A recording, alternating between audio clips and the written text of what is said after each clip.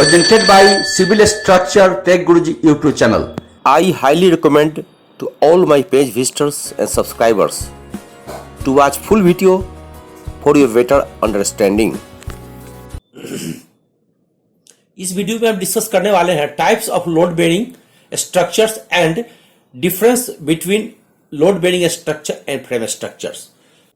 The main difference between load bearing structure and frame structure के discuss करने के पहले हम लोड बेयरिंग स्ट्रक्चर के बारे में हम जानकारी प्राप्त करते हैं.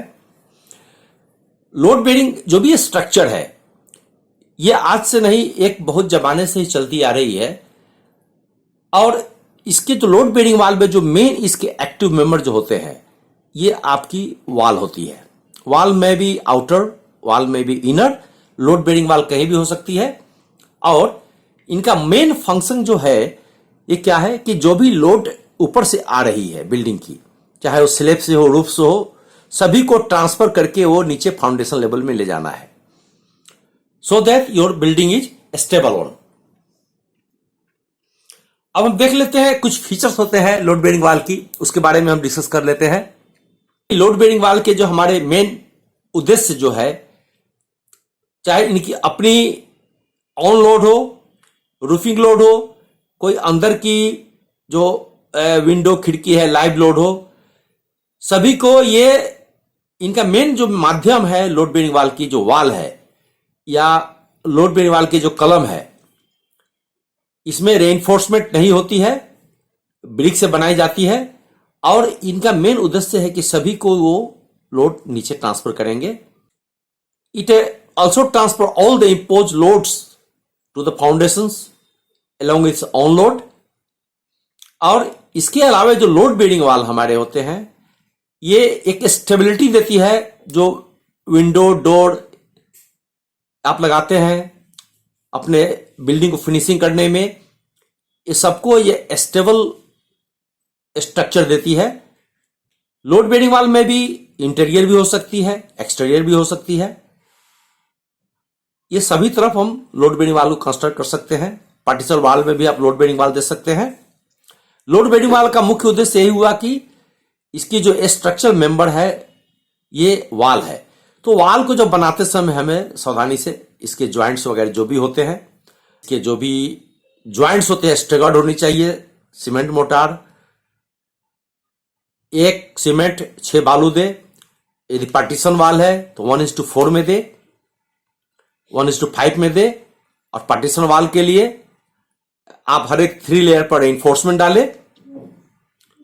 अगर बाहर के जो वाल एक्सटीरियर वाल है ये आपकी 250 mm मिनिमम रखे. इसे बढ़ा सकते हैं लोड के हिसाब से. मैं सजेस्ट करूंगा कि ड्यू टू अर्थ को एक प्रॉब्लम्स होती रहती है, इसके लिए कम से कम कॉर्नर, जितने बिल्डिंग्स के कॉर्नर आते हैं सभी में आप रेइनफोर्स ब्रिक वर्क करें. ओपनिंग है, लिंटल ओपनिंग है, वहां पे आप लिंटल्स आरसीसी लिंटल दे. और विंडो के आपके साइड में आप आरसीसी वर्क करें, so that protect the opening of Windows and doors. आगे देखते हैं आपके लोड बेयरिंग वाल में प्रीकास्ट कंक्रीट वाल हो सकती है. प्रीकास्ट कंक्रीट वाल का जो मेन फंक्शन है हमारा, और यदि आप इसको वाल को रीयूज करना चाहते हैं फ्यूचर में, कहीं आपको कुछ समय के लिए आपने वाल बनाया है और फिर बाद में कहीं रिकंस्ट्रक्ट करना है दूसरे जगह, तो इसको आप फिर से इसको डिसमेंटल करके आप आसानी से ले जा सकते हैं और वहां आप बना सकते हैं. तो इकोनॉमिकल भी है, काफी इन्वायरमेंटल फ्रेंडली भी है. तो प्रीकास्ट वाल हमारी ऐसी होनी चाहिए कि अपने सेल्फ वेट जो विंड लोड होती है, अर्थक्वेक लोड होती है, उसको बियर करने में सफल रहे, सक्षम हो. और before construction of any building उस प्लान को अच्छे से स्टडी किया जाए, इसकी इरेक्शन मेथड क्या होगी और कहां पे ज्वाइंट होगी, कहां पे इसकी जगह छोड़ना है, हॉल छोड़ना है, सभी की पहले से ही डिफाइन होनी चाहिए. क्योंकि आफ्टर कंस्ट्रक्शन अगर इसको फिर अगर तोड़ना है तो काफी हैवी कॉस्ट पड़ जाती है.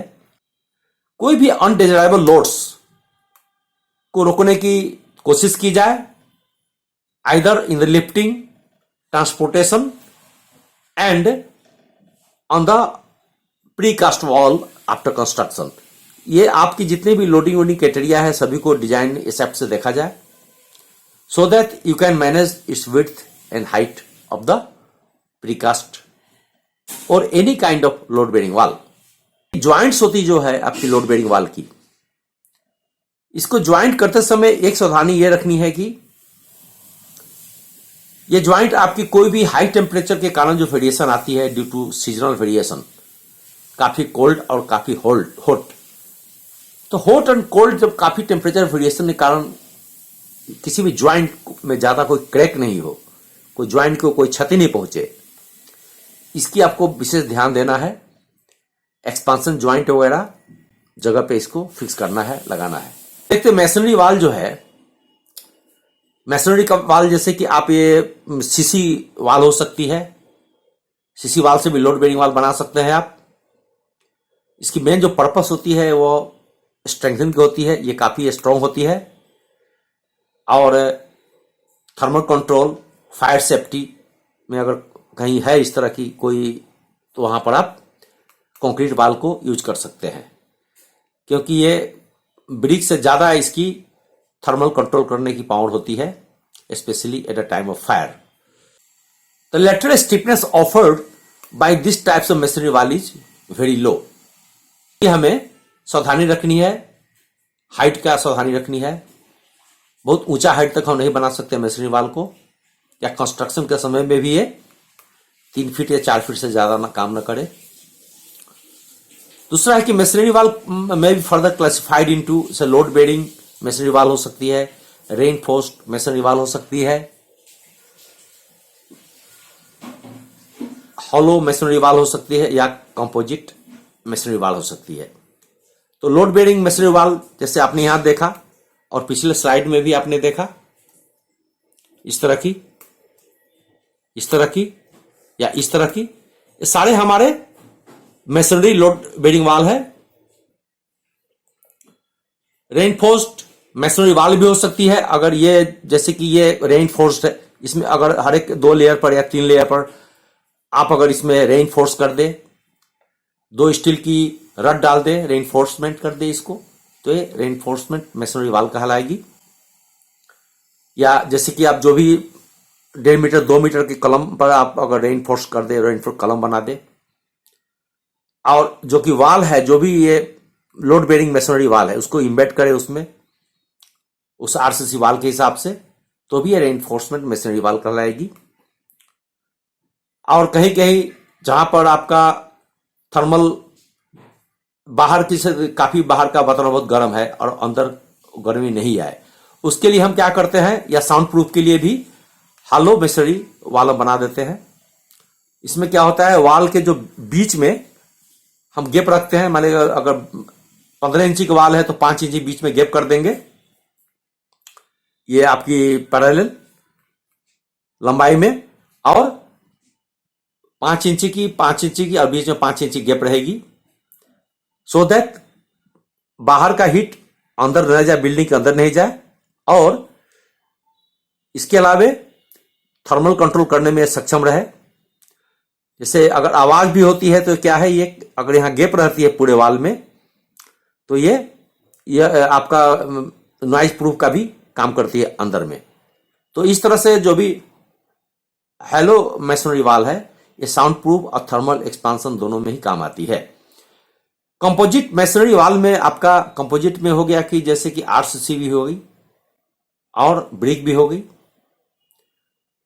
तो इस तरह से कंपोजिट मेसनरी वाल में 2 तरह की, कहीं स्टोन रबल मेसनरी भी कर दिए आर्किटेक्चर पर्पस के, एस्थेटिक लुक के लिए, देखने में सुंदर हो, तो ये कंपोजिटिव मेसनरी वाल उसको कहते हैं, जहां पर कई तरह की मेसनरी यूज करते हैं, रबल भी यूज कर लिए, ब्रिक भी यूज कर लिए और सीसी भी यूज कर लिए। तो इस तरह की मेसनरी वाल को हम बनाते हैं अपने घरों में सुंदरता के लिए। दूसरा इंजीनियरिंग ब्रिक्स हो गई कि ब्रिक मेसनरी से आप बना सकते हैं अपने वाल को, इसकी परफॉर्मेंस भी अच्छी होती है, और कोई एस्थेटिक लुक है, बिल्डिंग को सुंदर बनाने के लिए भी लोग इंजीनियरिंग ब्रिक्स की यूज करते हैं। अब आ गया ये स्टोन वॉल, तो varieties of stone wall, this is stone wall, this is the stone wall. Stone wall से कंस्ट्रक्ट कर सकते हैं, ये different types of load bearing walls हुआ। Next one is pre panelised load bearing metal studs wall use for building the exterior wall claddings. इसके बारे में थोड़ी चर्चा कर लीजिए। ये जो आप देख रहे हैं ये मेटल स्टड्स लगे हुए हैं, ये फ्रेम बना करके आपका जहां पर आपको बिल्डिंग जहां बनाना है क्विक और विथ स्ट्रेंथ दोनों ही आपको कंबाइन करके कहीं बिल्डिंग बनाने हैं, तो पहले जैसे ये वाल बना हुआ है, दिस इज द वाल। अगर बाहर की ओर क्लेडिंग करना है आपको और मजबूत करने हैं क्लेडिंग के द्वारा, तो हम क्या करते हैं, तरह से हम पैनल खड़ा करते हैं और बाहर से इसको क्या करते हैं, आउटर से हम उसमें जो भी आपका अप्रूव मटेरियल है क्लेडिंग के लिए, मैंने इस पर एक वीडियो बनाया हुआ है cladding water the cladding materials पर, उसको आप फिट कर देते हैं। तो क्लेडिंग्स में आपकी वॉल की स्ट्रेंथ भी आ गई और ड्यूरेबिलिटी भी आ गई, दोनों ही आ गई। This is very strong against gravity loads and seismic loads as well as wind load. Load bearing wall बनाना चाह रहे हैं तो इसकी थिकनेस कम से कम 9 इंच रखे, और यह भी डिपेंड करेगी लोड पर। यदि ऊपर की रूफ लोड ज्यादा है, आप स्टील की फ्रेम लगा रहे हैं, तो लोड कैलकुलेशन करके देखें, तो बाहरी वाल जो है 9 इंची से भी ज्यादा मोटी हो सकती है, बट कॉमनली 9 इंची से कम नहीं होने दे। This is the outer wall. और अंदर के लिए अंदर का जो पार्टीशन वाल है वो 9 इंची से कम रख सकते हैं, बट बीच बीच में रेइनफोर्समेंट जरूर करें, रेइनफोर्स ब्रिक यूज करें। 5 इंची थिकनेस कोई भी अंदर की वाल जो है, जनरली लोग 5 इंची थिकनेस का बना देते हैं लोड बेरिंग वाल, तो ये स्ट्रक्चरली बिल्कुल सेफ नहीं है। और 7 फीट से यदि ऊपर कोई भी हाइट है तो बिल्कुल 5 इंची थिक वॉल कंस्ट्रक्ट नहीं करें। कहीं अगर मजबूरी में कंस्ट्रक्ट करना है तो हर एक 4 लेयर पर आप जरूर 40 mm बाई 3 mm की फ्लैट दे या 2 8 mm की रेइनफोर्समेंट दे along the wall so that it can able to carry the imposed load and the load of the structure। 2 मंजिला बिल्डिंग से ज्यादा के लिए हम यूज नहीं करें। अब आइए हम फ्रेम स्ट्रक्चर के बारे में देख लेते हैं। What is frame structure? जैसे नाम से ही पता है कि फ्रेम है बिल्डिंग की, जो आप देख रहे हैं कोई बिजनेस कॉम्प्लेक्स है, तो बिल्कुल अभी कोई वॉल नहीं किया गया है, नहीं आउटर में नहीं इनर में, सिर्फ रूफ और कलम देख रहे हैं। तो कोई भी फ्रेम स्ट्रक्चर में पहले क्या करते हैं, कलम और जो भी स्लैब है उसको डाल देते हैं। उसके बाद में जहां जहां ड्राइंग है उसके हिसाब से हम बनाते हैं, अंदर की वाल को या बाहर की वाल को। अब लोड ट्रांसफर मैकेनिज्म में हम देख लेते हैं कि किस तरह से है। जैसे मान लिया कि कलम है, ये रूफ स्लैब है, तो इसकी जो एक्टिव मेंबर्स है, मेन है इसकी कलम, स्लैब, बीम। कोई भी इसमें सुपर इम्पोज्ड लोड है या रूफ की अपनी लाइव लोड है, अपनी इसके डेड लोड है, सभी को ये आपने पहले क्या करेगी, बीम पर ट्रांसफर कर देगी, बीम से कलम पर कर देगी ट्रांसफर।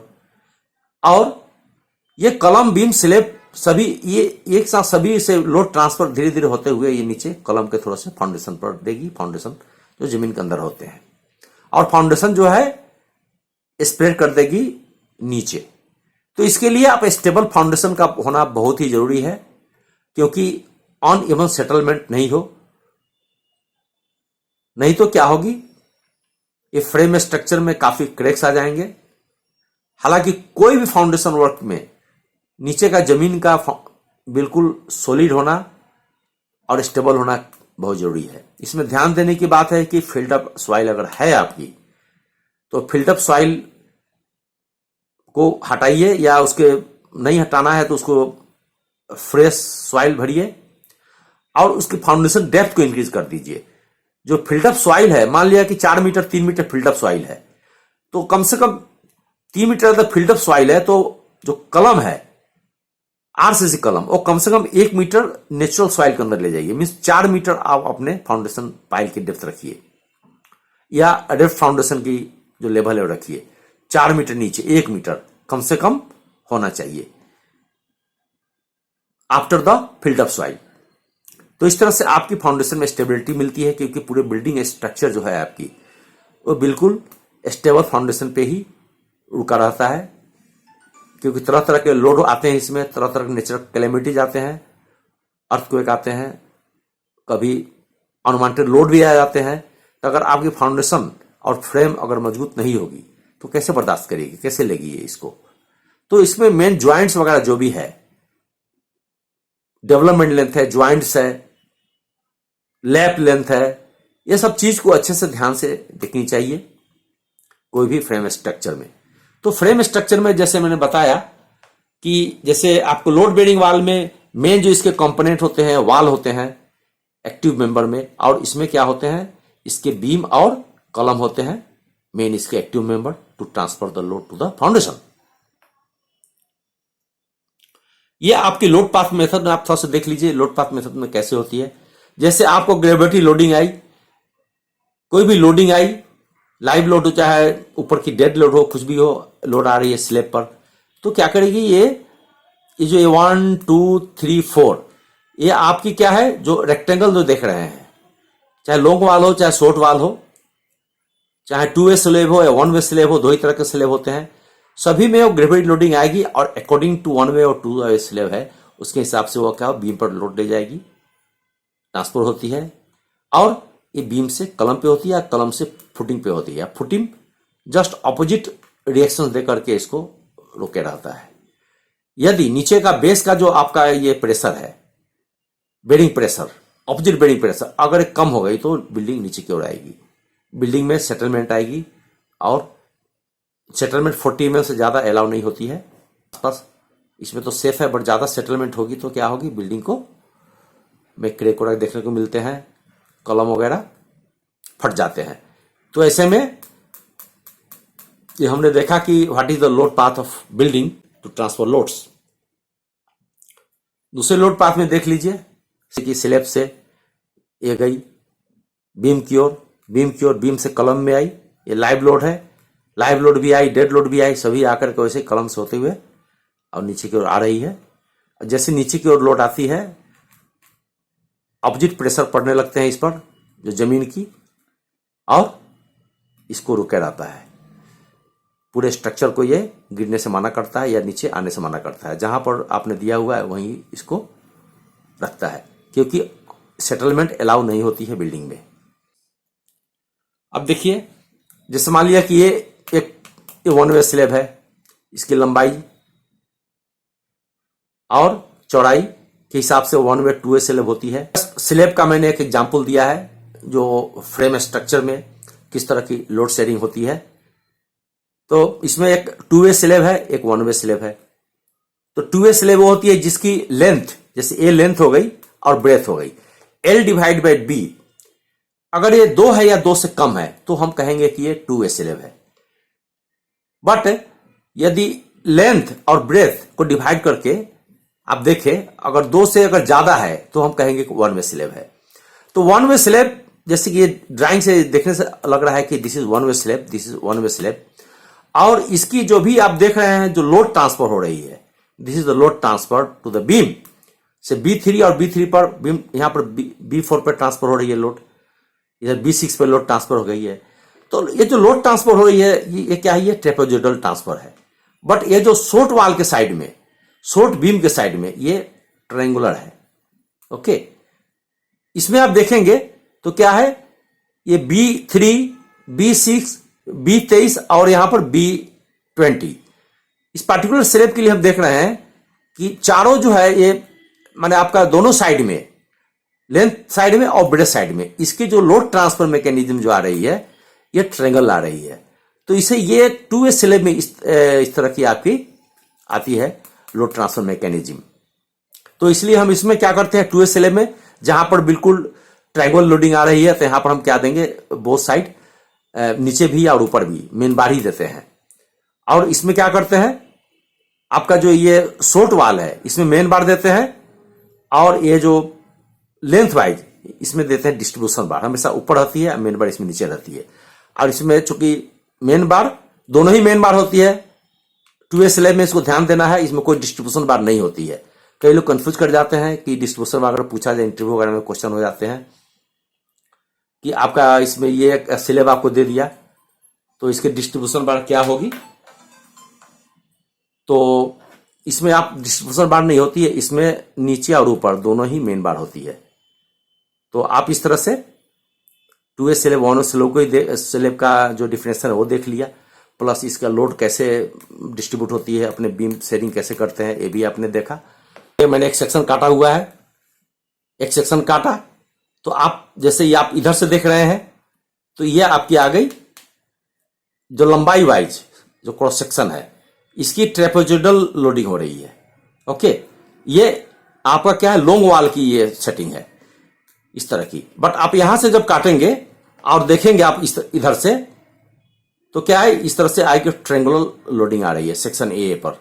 ओके, तो जहां ट्रेंगुलर लोडिंग आ रही है तो मेन बार हम उधर ही रखेंगे, इस साइड से रखेंगे, क्योंकि यहां पर ट्रेंगुलर लोडिंग है तो ये इस तरह से हम मेन बार देंगे और ऊपर में डिस्ट्रीब्यूशन बार देंगे।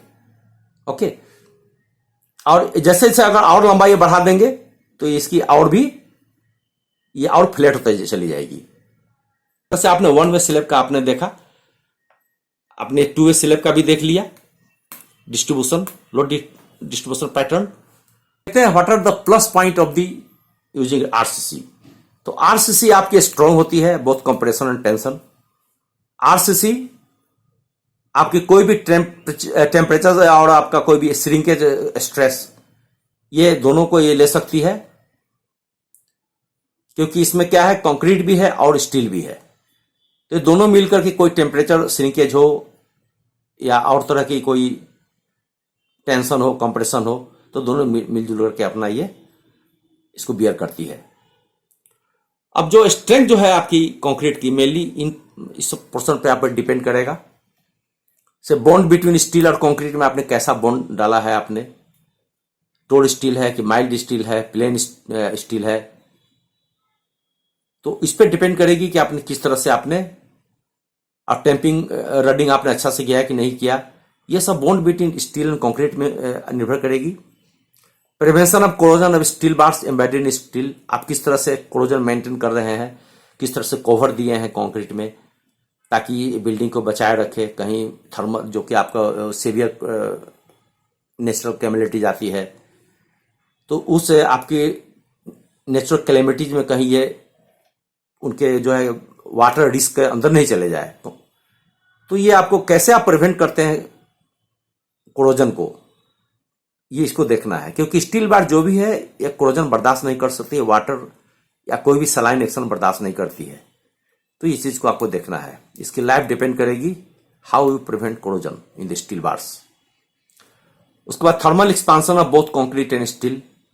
वहां पे अगर आपने बिल्डिंग बनाया, आपने रोड बनाई, अगर आप सफिशिएंट जगह पे यदि आप उसको एक्सपांशन ज्वाइंट नहीं देते हैं तो फिर वैसे क्रैक आ जाएगी। तो एक्सपांशन ज्वाइंट ढंग से देने हैं, रोड में हो या बिल्डिंग में हो। बहुत लंबा बिल्डिंग है, 20 मीटर की बिल्डिंग है मान लिया, तो एक एक्सपांशन जो बहुत जरूरी है, तो बीच में देना है उसको, बिल्कुल तरीके से देना है ताकि कोई भी ज़्यादा अगर गर्मी के दिनों में बिल्डिंग फटे नहीं। अब क्वालिटी ऑफ सीमेंट आपने क्या यूज किया ये भी देखना है, आपने जो आरसीसी जो प्रिपरेशन की कैसे बनाया वो भी देखना है। तो यूज ऑफ देख लेते हैं रेनफोर्स कंक्रीट में क्या क्या हो सकती है। बहुत सारे काम आते हैं, जैसे आप flyover, tank, dam, bridge, road, retaining wall, breast wall, canal, bunker, sleeper, foundation, railway की जो स्लीपर होती है, फाउंडेशन होती है, आप बहुत जगह इसके बहुत मास बेसिस में आरसीसी की आजकल यूज हो रही है। बहुत सारे एडवांटेज है, जैसे स्ट्रेंथ आपने देख लिया, the price range of RCC very good strength both in compression and tension. Durability तो है ही इसकी, 100 साल तक आप आरसीसी को आप लाइफ को आप रख सकते हैं, 100 ईयर्स इसकी लाइफ होती है आप अच्छे। तो इकोनॉमी तो है ही, क्योंकि इकोनॉमी इसमें यही है कि आपकी साइट पर कंस्ट्रक्शन हो जाते हैं, बहुत ज़्यादा हाईली स्किल लेबर नहीं चाहिए, और ये कुछ खर्च इकोनॉमिकल आप कर सकते हैं, इसको क्वालिटी कंट्रोल कर सकते हैं, सब जगह पैसे बचाने की इसमें उपाय होती है। अगर आप वेल डिजाइंड है तो आप ज़्यादा ओवर इन्फोर्समेंट नहीं डाले, ओवर सेक्शन नहीं डाले, तो वहाँ भी आपकी इकोनॉमी आ जाती है। इसकी मेंटेनेंस जो है बहुत कम होती है। अगर आरसीसी को अच्छे से कंस्ट्रक्ट करे तो आपका फ्यूचर में मेंटेनेंस भी बहुत कॉस्ट कम आती है बाकी चीज़ों से। जैसे स्टील में आपको बार बार उसमें क्या है, पेंट करना पड़ता है, बट इसमें वैसा नहीं है। कॉन्फिडेंस है, आप कैसे भी मोल्डिंग कर सकते हैं, इसको जैसे मन चाहे उसे बना लीजिए, अलग अलग डिजाइन में बना लीजिए, जो कि स्टील में संभव नहीं है, कंक्रीट में संभव है। ब्रिक में भी आप तरह तरह के डिजाइन बना सकते हैं, बट वो स्ट्रेंथ उतना नहीं ले पाती है। बट आरसीसी को आप जिस तरह से आकार में बनाना है उसे आप बना सकते हैं, और आसानी से ट्रांसपोर्ट भी कर सकते हैं इसको। अवेलेबिलिटी, जैसे कि जो रॉ मटेरियल है, आप चाहे पहाड़ी इलाके में चले जाए या गांव में चले जाए, शहर में चले जाए, कहीं भी आपको आरसीसी मकान मिल जाएगी, जो cement, sand, aggregate, admixtures, steel bar सब जगह रेडली अवेलेबल होती है, और इसकी कॉस्ट भी लगभग सब जगह डिफाइंड है, एक ही होती है। थोड़ा बहुत वेरी कर सकती है ड्यू टू जीएसटी और लेबर कॉस्ट के कारण। एक दिक्कत यही होती है कि इसमें 8 कॉलम अगर बन गए, बीम बन गए, तो जब भी मॉडिफिकेशन करना है तो ये संभव नहीं हो पाती है। इसको बिना डिसमेंटल किए ये आप मॉडिफाई नहीं कर सकते हैं, वरना पूरे स्ट्रक्चर की स्टेबिलिटी को आप इफेक्ट कर देगा। तो ये थोड़ा सा दिक्कत है स्टील आपको कंक्रीट में। Fire resistance, RC structure are more fire resistance comparative to other construction material. अगर जैसे वुड है, स्टील है, ये सब के कंपेयर करें तो आरसीसी में जो देखा गया है कि फायर रेजिस्टेंस की क्षमता ज़्यादा होती है। अगर इस पर आप जो आरसीसी पर एक स्पेशल कोटिंग आती है, अगर उस कोटिंग को कर दे तो बहुत आपका वो फायर प्रूफ बिल्डिंग बन जाएगी। Permeability, RC structure are impermeable to moisture. Some major attempts have been made during its building. RCC moisture को उसमें नहीं अंदर जा सकती है। अगर आप डेंस कंक्रीट है, अच्छे से आप क्यूरिंग कराए हैं, अच्छे से टैपिंग कराए हैं, उसकी ढलाई वगैरह बढ़िया से हुई है, तो मॉइस्चर इसमें एंट्री नहीं होती है और इसकी लाइफ भी बहुत बढ़ जाती है। सिस्मिक रेजिस्टेंस तो है ही इसकी। अगर प्रॉपर्टी डिजाइन कोई भी आरसी स्ट्रक्चर है तो ये वाइब्रेशन हो या अर्थक्वेक फोर्स हो, ये सबको रोकने में ये सक्षम होती है।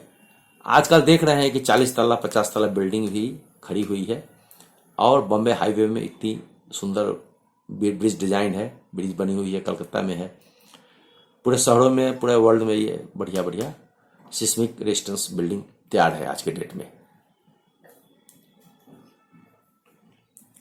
Compared to use of steel structure, reinforcement concrete required less skilled labor for erection of structure. Steel यदि बनाते हैं, स्टील के स्ट्रक्चर, उसमें काफी हाईली स्किल लेबर चाहिए। बट रेनफोर्स कंक्रीट में आपको देख रहे हैं कि मैसन होती है, एक बेलदार होते हैं, बाकी लेबर होते हैं।